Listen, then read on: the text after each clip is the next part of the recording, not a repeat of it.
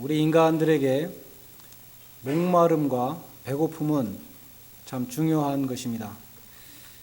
그것은 우리 몸에 물이 필요하고 양식이 필요하다는 것을 알려주는 장치입니다. 인체는 70%가 물로 되어 있다 그러는데 몸속에 수분이 2% 부족하면 심한 갈증을 느끼고 5%가 부족하면 혼수 상태에 빠집니다.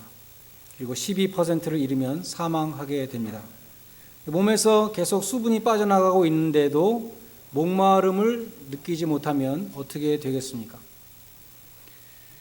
목마름과 배고픔은 우리 몸을 보호해주는 참으로 고마운 경보장치입니다. 하나님은 우리 생명에 꼭 필요한 이 물이 모자란다는 것을 알려주시기 위해서 목마름이라는 고통을 주셨습니다. 하나님 우리 생명을 유지하는 데 꼭 필요한 양식이 모자란다는 것을 알려주시기 위해서 배고픔이라는 장치를 주셨습니다. 오늘 주님은 영적인 목마름과 영적인 배고픔에 대해서 말씀하십니다. 영적인 생명은 하나님의 의가 있는가 없는가에 달려 있습니다. 하나님의 의가 있는 사람은 천국에 갈 수 있고 영생을 얻을 수가 있지만 하나님의 의가 없는 사람은 하나님께 버림받고 저주받고 영원한 형벌에 처할 수밖에 없는 것입니다. 우리에게 가장 중요한 것은 하나님 앞에 설 수 있는 의, righteousness입니다. 의가 있는 사람만이 하나님과 동행하며 교제할 수 있습니다. 의가 없는 자는 천국에 들어갈 수 없습니다. 여러분에게는 이 의에 대한 righteousness에 대한 배고픔이 목마름이 있으십니까? 아마 별로 없으실 것 같아요. 많은 사람들은 교회를 다니지만 세상 사람들과 똑같은 것을 구하고 있습니다. 만족 주지 못할 것을 구하고 있고 세상의 사람들이 원하는 이방인들이 구하는 것을 똑같이 구하고 있습니다.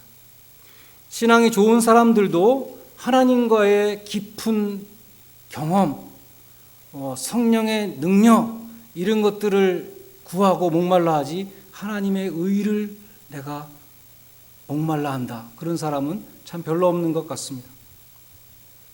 의에 대한 목마름과 배고픔은 영적인 경보장치입니다. 이것이 없으면 경보장치가 지금 고장난 것입니다. 하나님과의 관계가 단절되는 영적인 사망에 이른다 하더라도 그 심각성을 느끼지 못하고 영적인 사망의 위험에 노출되어 있는 것입니다. 여러분이 만약에 의에 대한 배고픔과 굶주림이 없다면, 목마름이 없다면 그렇다는 것입니다. 의에 대해서 줄이고 목마르며 갈급했던 대표적인 인물로 종교개혁을 일으킨 마틴 루터를 들 수 있습니다. 마틴 루터는 원래 아버지의 바람을 따라서 법과대학에 가서 공부하고 있었습니다.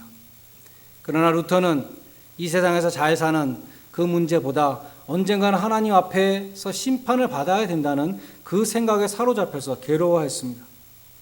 루터는 그 고민을 풀기 위해서 대학 공부를 중단하고 21살에 수도원에 들어갔습니다.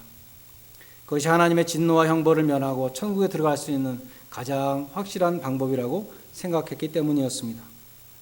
그는 거기서 기도와 명상과 노동으로 수련했습니다. 나아가서 아주 극단적인 금욕 생활을 했습니다. 스스로 말하기를 만약 수도 생활로 천국에 들어갈 수 있다면 바로 내가 그러한 수도사였다고 그렇게 상고했습니다. 하지만 그 어떤 것도 하나님 앞에서 내가 죄인이라는 그 사실을 제거해 주지 못했고 나는 하나님이 받으실 수 없는 죄인이라는 그 영혼의 고뇌로부터 해방시켜 주지 못했습니다. 루터는 아주 사소한 죄까지 고해성사를 하는 그런 사람이었다고 합니다. 고해성사를 몇 시간 동안 해서 중단을 당하는 그러한 사람이었다는 것입니다. 어떨 때는 좀 고백할 만한 걸 가지고 와라. 그런 꾸지람을 듣기도 했다고 합니다. 그의 고해성사를 들어주던 존 스타우피스라는 수도원장은 왜 너는 너 자신을 고문하느냐? 예수 그리스도의 못자국난 상처를 바라보라. 주님의 팔에 안겨라. 주님의 십자가의 의를 의지해라. 하나님이 너한테 화를 내는 것이 아니라 네가 하나님한테 화를 내고 있다. 이렇게 충고해 줬다고 합니다. 그러나 그는 아무리 고해성사를 해도 마음의 평안을 얻을 수 없었습니다. 여전히 죄로 물든 자신의 마음이 보였고 자신의 죄악된 모습으로 하나님 앞에 설 수 없다는 것을 절감하게 되었습니다. 결국 하나님이 요구하시는 의의 기준을 도저히 이룰 수 없다는 절망에 빠져 있었습니다. 그러다가 그가 비텐베르크 대학의 성경 교수가 되어서 1515년부터 1516년까지 로마서를 강의하는 학기가 있었습니다. 그는 기도하는 마음으로 로마서를 가르치는데 로마서 1장 17절 말씀, 오직 의인은 믿음으로 말미암아 살리라, 이 말씀 앞에서 그동안 자기를 괴롭히고 있던 그 모든 공포를 벗어나게 되었다는 것입니다. 마침내 하나님의 의는 나의 노력으로 얻을 수 있는 것이 아니고 믿는 자에게 값없이 주시는 그 하나님의 은혜라는 것을 깨닫게 되었습니다. 그는 고백하기를 그때 나는 중생하였고 하늘문이 열리는 것을 체험했다, 그렇게 고백했습니다. 의에 줄이고 목말라 했던 이 루터에게 하나님은 예수의 의를, 칭의를 주셨던 것입니다. 그처럼 그리스도를 믿음으로 하나님이 주시는 의를 신학적으로 우리는 칭의라, justification이라고 합니다. justification by faith, 아니면은 righteousness by faith, 그렇게 말합니다. 칭의라는 것은 문자적으로 하나님이 의롭다고 칭해 준다. 실제로 내가 의로운 것이 아니지만, 나는 여전히 죄인이지만 예수를 믿는 믿음을 보시고 예수님의 의를 덧입혀 주시고 나를 의롭다고 불러주신다, 그런 뜻입니다. 이 칭의를 받지 못한 사람은 하나님의 진노 아래 있는 사람입니다. 죽을 때까지 믿지 못한 사람들, 그 사람들은 예수 그리스도의 의의 옷을 마련하지 못했기 때문에 천국 잔치에 참여할 수 없다고 예수님은 비유를 통해서 말씀하셨습니다. 하나님이 선택하셔서 부르신 자들에게는 이 마틴 루터와 같이 의에 대한 목마름과 배고픔이 있습니다. 그래서 나의 의로는 하나님 앞에 설 수 없다는 그 절망감이 있습니다. 그러한 목마름과 절망 가운데 빌립보 간수가 바울과 실라에게 부르짖었습니다. 선생들아, 우리가 어찌하여야 구원을 얻을 것인가? 이러한 목마름이 있다는 것입니다. 바울은 구원의 유일한 방법을 가르쳐 주셨습니다. 주 예수를 믿어라, 그리하면 너와 내 집이 구원을 받으리라. 주 예수를 믿을 때에 예수님이 십자가에서 드리신 그 속죄의 제사로 인해서 하나님이 우리의 죄를 사하여 주시고 하나님과의 막힌 담을 헐어주시고 예수 그리스도의 의가 우리에게로 옮겨오게 되는 것입니다. 전가된다고 말합니다. 하나님은 더 이상 우리의 죄를 보지 아니하시고 우리가 입고 있는 그리스도의 의를 보시고 우리를 의롭다고 칭해 주시는 것입니다. 의에 줄이고 목마른 자는 배부를 것이며, 이것은 복음의 약속입니다. 그것이 첫 번째 칭의로 우리에게 배부르게 해주시는 것입니다. 그러나 신자의 삶은 예수를 믿고 구주로 영접하고 칭의를 얻음으로써 끝나지 않습니다. 거기서부터 오히려 새롭게 시작되는 것입니다. 그때로부터 성화의 긴 과정이 시작되는 것입니다. 성화의 과정을 통해서 우리는 의를 이루어가는데 그것을 sanctifying righteousness라고 부릅니다. 구원을 받은 하나님의 자녀들에게는 하나님 앞에서 의롭게 살아야겠다는 목마름이 있습니다. 소원이 있습니다. 하나님의 말씀에 순종해서 하나님의 말씀대로 살아야겠다는 그러한 소원이 생긴다는 것입니다. 그것이 또한 의에 줄이고 목마른 자의 모습인 것입니다. 성화의 과정에는 양면이 있습니다. 부정적으로 말하면 죄로부터 멀어지는 것이고, 적극적으로 긍정적으로 말하면 예수님을 닮아가는 것입니다. 먼저 의에 줄이고 목마른 자에게는 죄를 미워하는 사람 마음이 생깁니다. 죄의 세력으로부터 벗어나고자 하는 그러한 간절한 소망이 생깁니다. 공중의 세력 잡은 사탄이 이 세상을 지배하고 있다고 요한일서는 말하는데, 이 죄악된 세상에 물들지 않고자 하는 그러한 마음이 있습니다. 소원이 있습니다. 그러나 사탄은 이 세상에만 있는 것이 아니라 내 마음속에 들어오죠. 우리 마음속에 깊숙이 침투해서 나의 마음을 흔듭니다. 내 마음이 내 마음대로 되는 것이 아니라 사탄이 흔드는 대로 흔들리는 것입니다. 사도 바울도 말하기를 죄의 법이 내 지체 속에서 나를 사로잡아오는 것을 보는도다, 보면서도 흔들리는 것입니다. 사실 우리가 왜 죄를 짓습니까? 누가 총을 들이대고 권총을 들이대고 죄를 지라고 협박을 해서 죄를 짓는 것이 아니라 우리 스스로 죄를 짓는 것입니다. 잘못된 줄을 알면서도 죄의 세력이 다가오는 것을 보면서도 우리는 그 앞에 무릎을 꿇는 것입니다. 내 마음이 사탄에게 휘둘리는 것입니다. 그래서 내가 나를 믿지 못하는 것입니다. 사도 바울은 로마서 7장에서 말씀하기를 내가 원하는 선은 행하지 아니하고 도리어 미워하는 악을 행하니 이를 행하는 것은 내가 아니요 내 안에 거하는 죄니라 라고 말씀합니다. 사탄은 우리 마음 중심을 죄로 물들여서 하나님이 원하시는 의로운 삶을 살지 못하도록 방해합니다. 의에 줄이고 목마른 성도는 이러한 죄의 세력으로부터 벗어나고 싶은 간절한 소망을 가진 사람입니다. 또한 의에 줄이고 목마른 성도는 보다 적극적으로 예수님을 닮아가고자 거룩한 삶을 살고자 노력하는 사람입니다. 하나님과의 바른 관계 속에서 빛 가운데 행하려고 애쓰는 사람입니다. 성경에 나타난 이 예수님, 인간이 되셔서 우리 가운데 거하시며 하나님의 완전한 형상을 우리에게 보여주셨던 그 예수님을 본받기 위해서 노력하는 사람입니다. 하나님의 뜻에 순종하셔서 십자가를 지셨던 그 예수님, 오래 참으시고 온유하시고 사랑이 많으셨던 그 예수님, 충성스러웠던 예수님, 십자가에 달리신 그 예수님을 바라보면서 늘 마음에 그리면서 본받고 살고자 노력하는 사람입니다. 의에 줄이고 목마른 자는 그리스도를 본받으려고 하는 열심히 특심한 사람이라고 할 수 있습니다. 주님은 그처럼 의에 줄이고 목마른 자는 배부를 것이라고 말씀하셨습니다. 성도들이 죄의 세력으로부터 벗어나려고 몸부림칠 때에 또 예수님의 모범을 따라 살려고 간절한 소원을 가질 때에 주님께서는 그 소원도 이루어 주신다는 것입니다. 어떻게 이루어 주시는가? 성령님을 통해서 이루어 주신다는 것입니다.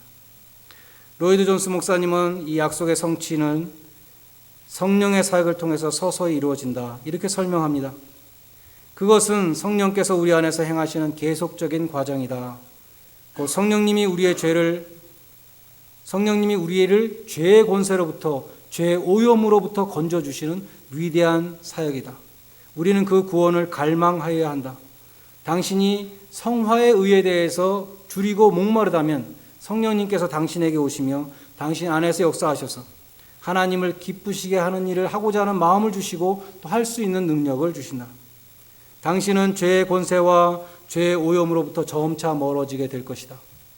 당신은 사탄을 대적할 수 있으며 사탄은 당신 앞에서 물러가게 될 것이다. 그렇게 설명했습니다. 로마서 8장 3절에 보면 율법이 육신으로 말미암아 연약하여 할 수 없는 것을 하나님은 하신다. 율법을 다 지키면 우리는 의롭게 되겠지만 육신이 연약하여서 율법을 다 지킬 수 없기 때문에 우리는 의로워질 수 없는데 그 의를 하나님께서 이루어 주신다고 말씀합니다. 율법이 할 수 없었던 첫 번째가 칭의입니다.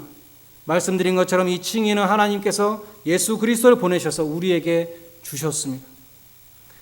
하나님께서 자기 아들을 죄 있는 육신의 모양으로 보내시고 속죄의 제물이 되게 하시고 죄의 형벌을 다 받게 하셨기 때문에 예수를 믿는 자들에게 우리의 죄는 예수님에게 가고 예수님의 의는 우리에게 오는 것입니다.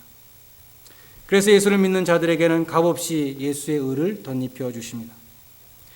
율법이 육신으로 말미암아 연약하여 할 수 없었던 두 번째 것은 말씀드린 것처럼 성화입니다.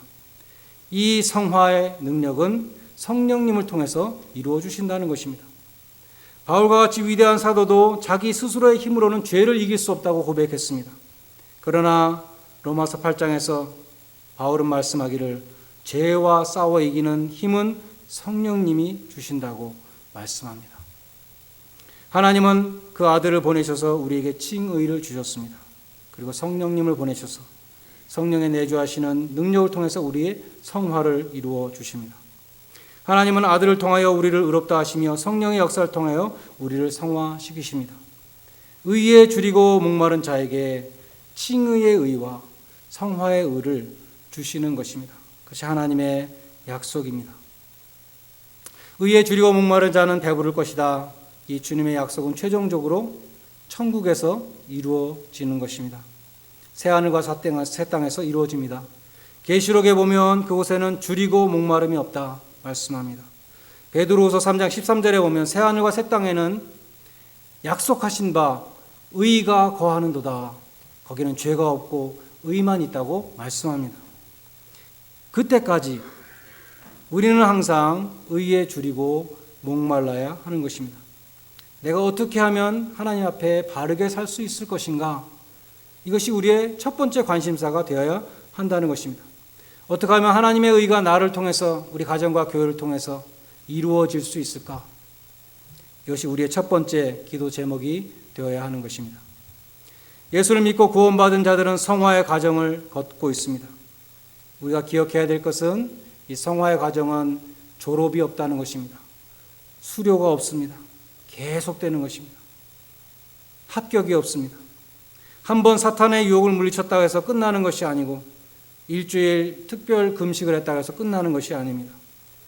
주님 앞에 올바로 사는 그 표대는 예수님 자신이기 때문에 우리는 이 세상에서 도달할 수 없는 그 표대를 향해서 계속 달려가고 있는 것입니다. 사도 바울은 빌립보서 3장에서 이렇게 말씀했습니다. 내가 이미 얻었다 함도 아니요 이루었다 함도 아니요 오직 표대를 향하여 예수 그리스도 안에서 하나님이 부르신 그 부르심의 상을 향하여 쫓아가노라 말씀했습니다. 히브리서 12장에도 신앙생활은 경주라고 말씀합니다. 계속해서 뛰어가는 마라톤 선수와 같다고 말씀합니다. 우리의 신앙도 마찬가지입니다. 어떤 사람이 처음에는 별 열심이 없이 가끔 교회에 나오는 사람이 있었습니다. 그 사람이 은혜를 받고 이제는 교회를 매주 나오게 되었습니다. 그런데 하나님 앞에 더 의롭게 살아야겠다는 그러한 소원이 마음속에 생기는 것이죠. 이제는 내가 이것 가지고 부족하지 않은가? 그래서 봉사를 하기 시작합니다. 성가대를 하든지 주일학교 반사를 하든지 교회에 많은 봉사의 자리가 있는데 담당하기 시작합니다. 그래도 하나님 앞에 100% 헌신된 것 같지 않은 느낌이 듭니다. 성경 공부반에 가 성경도 공부하고 목장 모임에 참여하고 매일 시간을 정해놓고 기도에 힘씁니다. 물질과 시간을 들여서 하나님 앞에 드립니다. 그래도 뭔가 부족하다는 느낌을 받는 것입니다. 내가 어떻게 하면 하나님 앞에 더 의롭게 살 수 있는가? 항상 부족함을 느끼는 것입니다. 하나님의 의에 대해서 항상 줄이고 목마름을 느끼는 것입니다. 이것이 성도의 정상적인 모습입니다.